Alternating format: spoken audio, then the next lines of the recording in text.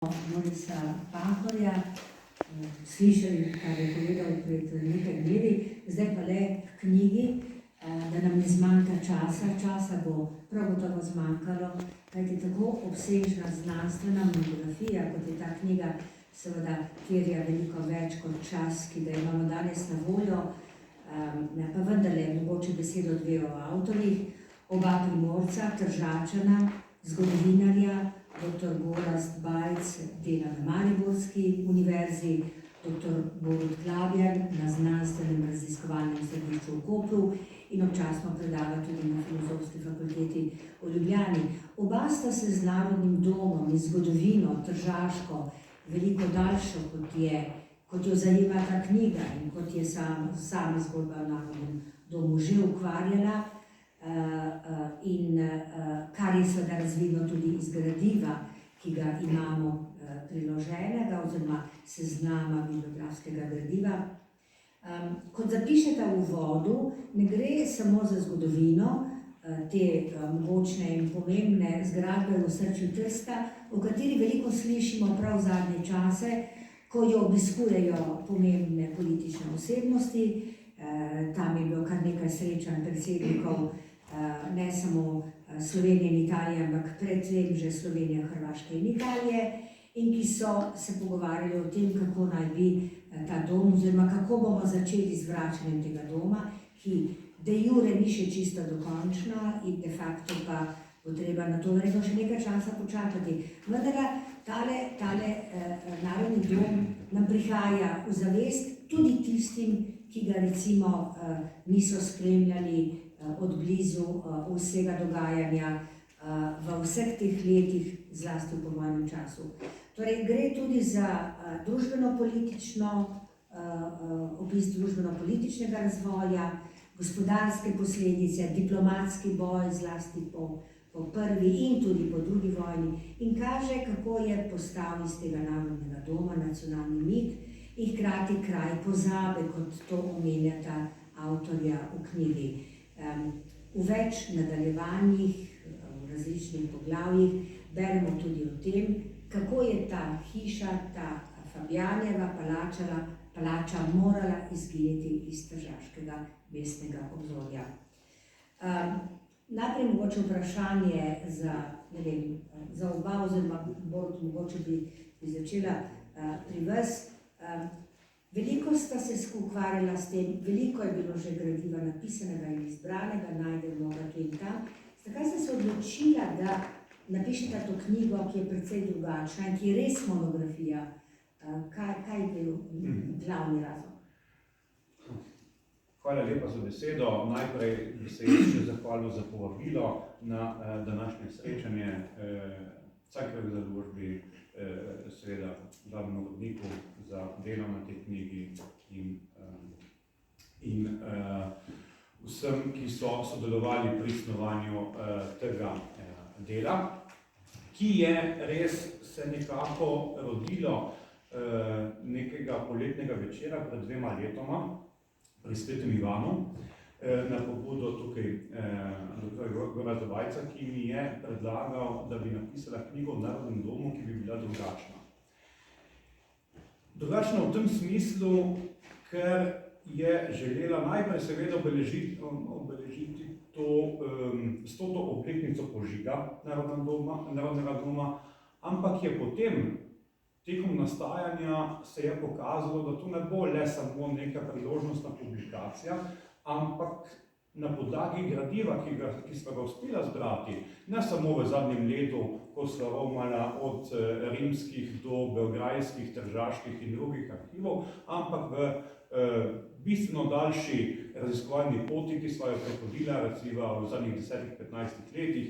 Jaz sem gradivo o Narodnem domu zbral že, ko sem raziskoval za svoj doktorski študij v arhivih v Pragi in v Trstu in v Rimu, goras pa v Londonu in drugod. No, se je pokazalo, da na podlagi vsega tega dejansko lahko pokažejo veliko več.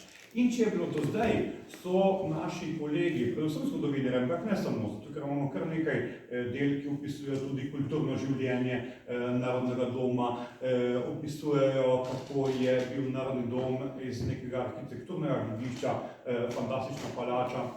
Skratka, imamo kar nekaj publikacij o tem, kaj je pomenil Narodni dom v Trstu, predvsem v času pred njegovim požigom.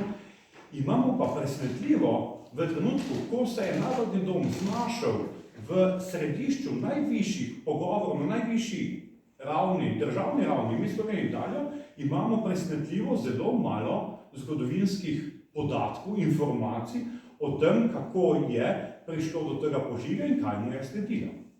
No in zato sva na podlagi teh ugotovitev, teh mankov, potem sestavila to besedilo, ki je v nekem začetni planu ne bi obseglo 150 do 200 strani, potem se je na papir zlilo še enkrat toliko besedila. Zakaj? Zato, ker sva sproti ugotavljali, kako je kot Narodni dom po Narodnem domu morda še bolj zanimiv, kot pa tista sama zgodba o požigu, ki je zelo zapletena zgodba, o kateri bo lahko mogoče še kaj povedala naprej, ampak to v bistvu Narodni dom govori ne samo o zgodovini Narodnega doma, ampak kot je namignil že glavni urednik, v bistvu je to zgodovina Slovencev v 20. stoletju, ki ni napisana iz Ljubljane. Zgodovina Slovencev iz Trsta ima drugačen pogled, drugačno perspektivo. Zato nič manj pomembno, kajti iz nekega geografskega obrobja opisuje našo preteklost. Od konca 19. stoletja nekako vse do danes. To, da je geografsko obrobje, to pa še ne pomeni, da gre za marginalno zgodbo, prej obratno. Gre za zgodbo iz drugačne perspektive, ki odpira nova vprašanja ne samo na zgodovino Narodnega doma, ne samo na zgodovino Trsta, ampak na zgodovino Slovencev v celoti, celotnega slovenskega naroda, ampak še na zgodovino slovensko-italijanskih odnosov. Lahko beremo to tudi kot zgodovino Italije in Italijanov, lahko to, kot je pravilno poudaril Boris Pahor, to beremo kot zgodovino Evrope. In prav prek tega, v tem smislu sem napisal to knjigo, da gre Narodni dom kot osišče, okrog katerega se vrti evropska zgodovina, ki jo lahko beremo v primerjalni perspektivi srednjeevropskega mesta, sredozemskega pristanišča, ki bi lahko bil Solun, Marseille, Aleksandrija ali pa Barcelona, ampak je Trst. In iz te perspektive mi prepovedujemo novo zgodovino Slovencev in kako jih umeščamo in jo umeščamo v zgodovino Evrope 20. stoletja. Mogoče še bolj za začetek. Slišali smo že za simbolno raven pomena Narodnega doma. Vedno uporabljamo to oznako, ki sega v sam začetek in se do danes ni spremenila. Kako na njo gledata vidva? Ja, ta simbolna raven, čeprav se zdi nekoliko meglena, že sam izraz simbolika in tako naprej, v bistvu ima zelo konkretne primere in prijeme. In to je Narodni dom. Kajti je bil problem že sama postavitev, nakup parcele v samem središču mesta, kajti meščanstvo, kot se je oblikovalo v 19. stoletju, je seveda razumevalo središče nekega urbanega prostora tudi kot center civilizacije. Center napredka in lastne, seveda, moči. In kot tak je moral v tržaškem primeru center urbanega prostora v svojih kulturnih dimenzijah, še prej kot v fizičnih dimenzijah, ostati izključno italijanski prostor. Ker je pomenilo, da je Trst in seveda urbano okolje kot edino civilizirano v nasprotju z barbarskim, neurbanim, kmetavorskim podeželjem, ostati seveda last in izključna trdnjava Italijanov in italijanstva. In kot takega je bil kakršenkoli vdor v ta prostor strani Slovencev, ki so postajali konec 19. stoletja vedno bolj pomemben, ne samo gospodarski, ampak tudi politični subjekt, nevaren in nesprejemljiv. In zaradi tega, če se na to, je bil že sam nakup parcele, seveda zaradi tega, konec 19. stoletja so italijanski tržaški nacionalisti zagnali vik in krik. In zaradi tega so se tudi slovenski liberalci, ki so financirali nakup in potem gradnjo tega narodnega doma, ki ga je izvedel takrat najpomembnejše tržaško gradbeno podjetje, to je bilo slovensko gradbeno podjetje Martelanc z Bakovel, dejansko tudi v zelo kratkem času tudi zgradilo. Ampak ta simbolni pomen, že sam vdor Slovencev, ki niso več samo nosači, ki niso več samo perice, ki v Trst ne prinašajo samo mleko ali pa so pač v nekem subalternem podrejenem položaju, da se pač postavljajo na enako raven kot italijanski, nemški in drugi someščani, ki so uživali nek socialni ugled na višji ravni, tukaj je bil ta vdor seveda z narodnim domom nesprejemljiv. No, rekli smo, da je izjemno zanimiva zgodovina po požigu, tale simbolni pomen se vleče skrito, prikrito, še ves čas do današnjih časov, še danes obstaja nekaj vprašanj. Ampak mislim, da je treba pojasniti, Gorazd Bajec, tudi nekaj stvari, ki so se dogajale prav zaradi tega, ker je bilo slovenstvo ves čas tuje v tem srču italijanskega mesta. Kaj se je pravzaprav dogajalo takoj po vojni, govorimo seveda v letu 18, mogoče že malo prej, ampak vendar takrat, kar je pripeljalo do tega požiga in mogoče kaj je bilo tistih usodnih nekaj mesecev, preden je 13. julija zagorel Narodni dom. Ja, najlepša hvala, Nevi Zajc, pa seveda tu gostiteljem, Sazuju. V veliko čast mi je, da lahko to knjigo predstavljava tukaj in seveda tudi velika zahvala Cankarjevi založbi, gospodu Šviglju, Aljoši Kaljanovu, ter drugim, tudi Tinu Logarju, oblikovalcu, danes sva se spoznala in upam, da ne bo to zadnjič, da ne bomo zdaj pri takšni knjigi. Ter seveda vnaprej še čestitke Borisu Pahorju. Upam si reči, da če takšna eminentna osebnost pove, da je knjiga potrebna oziroma nujno, da bi jo prebrali Evropejci, to mislim, da je zelo lepa pohvala. Še nekaj, kako je knjiga napisana in potem pridem takoj na tole vprašanje. Knjiga ni napisana politically correct. Knjiga je napisana historically correct. In to Evropa potrebuje. Še enkrat, ne potrebuje historically no correct ali politically correct. Potrebuje historically correct. In to bi moralo biti izmed temeljev Evrope, naše družbe, naše kulture. In v tej smeri sva pisala z Borutom, ko jaz se spomenim tiste poletne noči in sem ni naključje. Boruta vprašal, da piševa skupaj tole knjigo. Hvala vsem tudi za potrpljenje in tudi za potrpljenje do mojega odgovora. Novembra 1918 se zgodi nekaj, kar je ključno. Novembra 1918 je prvič v zgodovini moment, ko Slovenci lahko se združijo z drugimi južnimi Slovani. In obenem tudi hkrati Italijani lahko, kot oni pravijo, združijo še tisto zemlje, ki ni bilo združeno predtem.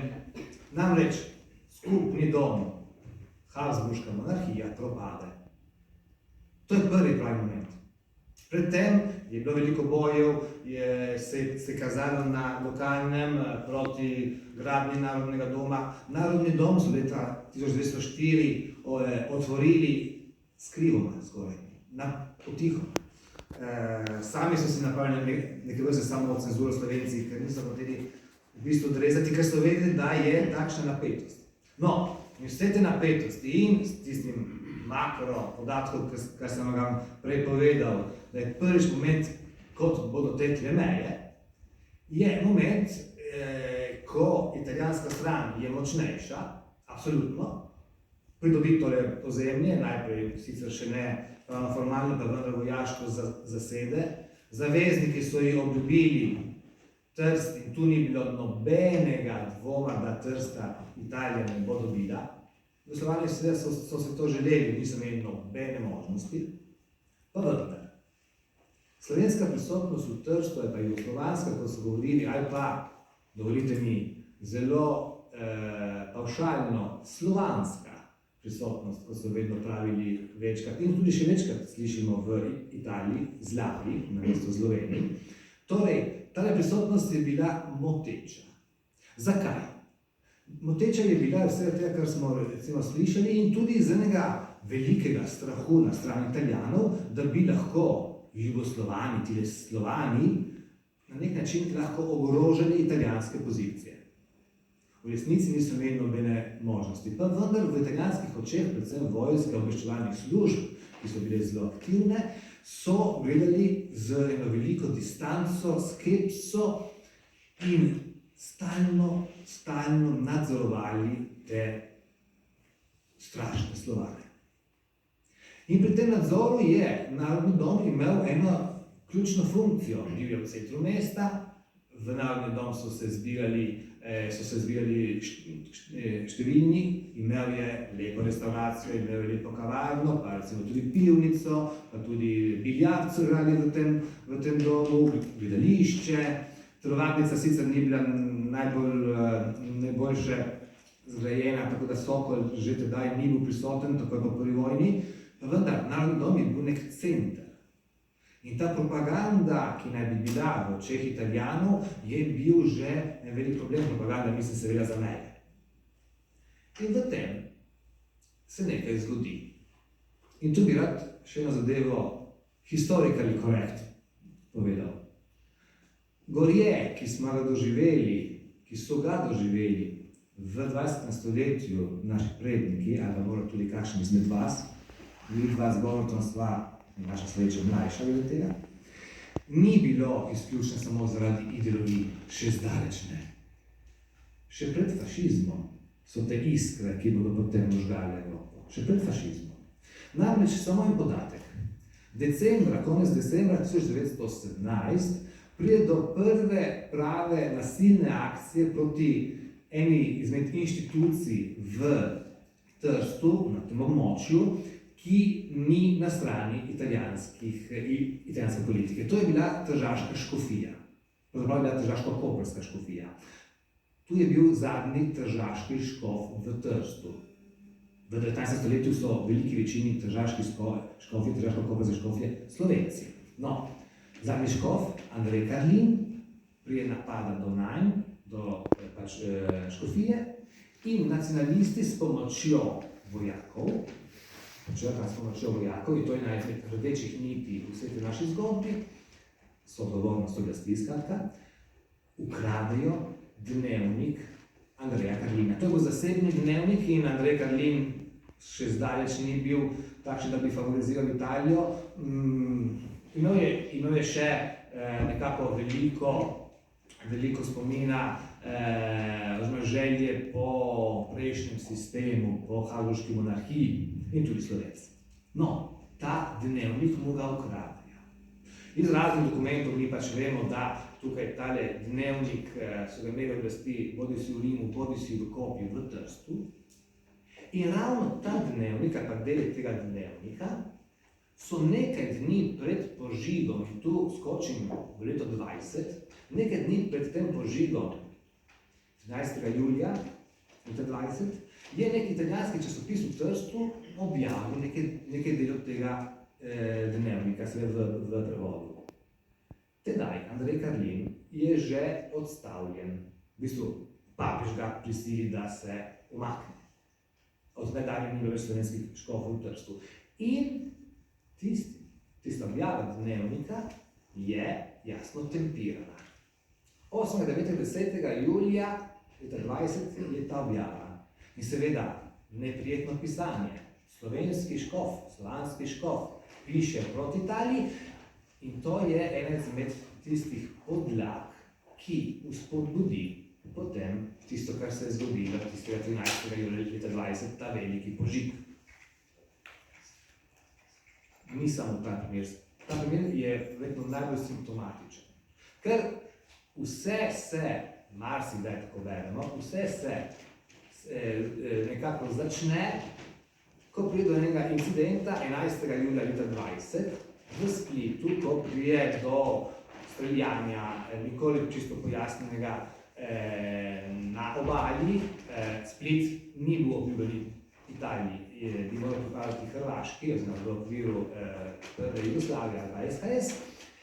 Umreta dva italijanska mornarja, umre tudi nek hrvaški domačin, tega so vedno pozabili, v knjigi dobite tudi njegovo ime, tudi to sva dobila z Borutom. In to naj bi bila iskra, da so potem v Trstu protestirali zaradi tega incidenta v Splitu. Incident torej je zdaj bil. Vendar tudi vse to kaže, s tisto predhodno objavo tega dnevnika, da je bila zadeva pripravljena.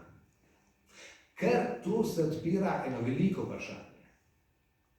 Ni bil vsega kriv fašizem, fašisti. Fašisti so potem tisti, ki izvedejo tisto nasilno akcijo. Vendar, in tudi v dokumentih je zelo zanimivo, fašisti niso absolutni protagonisti. Skoraj da jih ne dobimo v italijanskih dokumentih. Protagonisti so oblasti, ki so dobro vedeli, da je velika napetost, so dale navodile, da mora biti veliko vojaštva, oziroma varstva pred senzibilnimi stavbami v Trstu tistega dne in še največ pred Narodnim domom, 410 vojakov naj bi stražil Narodni dom. Vse je bilo pripravljeno, da ne bi prišlo do velikih izgredov, pa vendar do teh izgredov pride. Tukaj je samo neka sintetični povzetek. Soodgovornost oblasti pri tem požigu je zelo, zelo velika, če ne celo odločilna. No, temu bi dodala mogoče